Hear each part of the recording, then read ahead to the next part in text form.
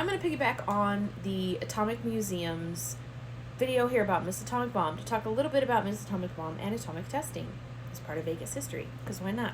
So go follow the Atomic Museum, and if you're in town, go visit the Atomic Museum, because it's very, very cool. So this was in the 50s. It was the atomic age. It was the space age.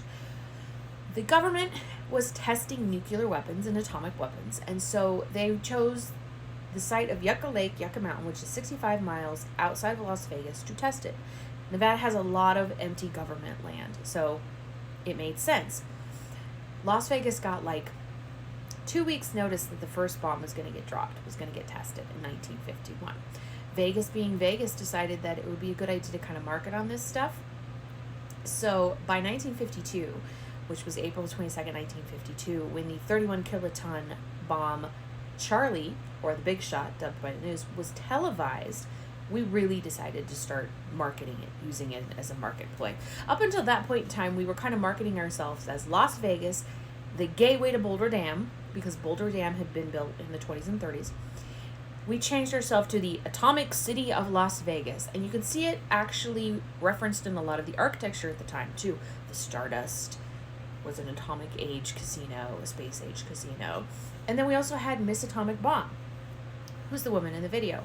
And we had several, but the one in the video is the most well-known, but she was also the most not well-known. We didn't know who she was, really who she was, until the gentleman in the video, Robert Friedrichs, spent the last 20 years trying to find her true identity. And there's an article on the Associated Press, the AP, about his journey and about who she was, if you're really interested. But she's our most famous Miss Atomic Bomb. It was a beauty pageant. She was a marketing ploy. She was a beautiful showgirl who was wearing nothing but a mushroom cloud. Now, when they shot off the bombs, when they tested the bombs, people would go out and watch. They would pack atomic lunchboxes. They would go to ground zero, or as close as they were allowed, and watch the mushroom clouds go off.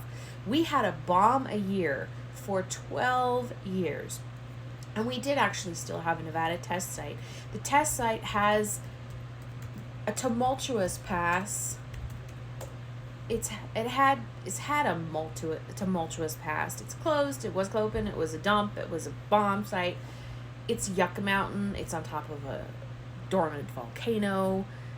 It's an interesting thing. But at the time of Miss Atomic Bomb and the atomic testing, people would watch the mushroom clouds go off, and the city used it as a marketing ploy.